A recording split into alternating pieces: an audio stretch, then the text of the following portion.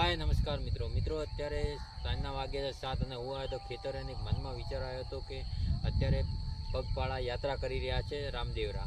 તો ખરેખર દરેક શ્રદ્ધાળુઓ જે 30 દિવસથી કે 35 થી બહુ લાંબા સમયથી ચાલતા હોય છે એટલે ખૂબ જ થાકી ગયા હોય છે. અહીં જોવા જઈએ તો ઘણા બધા કેમ્પો છે, તેથી તેમને સારી એવી સુવિધા પણ મળી જાય છે અને તેને આરામ પણ મળી જાય છે. પણ જ્યારે શ્રદ્ધાળુઓ જ્યારે રસ્તા પર ચાલતા હોય છે અને દિવસે ચાલતા હોય કે તો રાતના ચાલતા હોય તો દરેક વાહન ચાલકોએ ધ્યાન રાખવું કે તેમને કોઈપણ પ્રકાર કે પછી એની કોઈપણ તકલીફ ના પડે.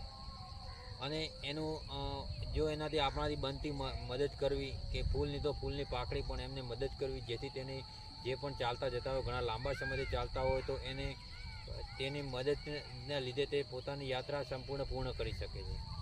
અને તમે પણ જો રામાપીરમાં માનતા હો તો વિડીયોને શેર કરી લાઈક કરજો અને ચેનલને સબસ્ક્રાઈબ કરી અને કોમેન્ટ બોક્સમાં જય બાબા લખવાનું ભૂલતા નહીં.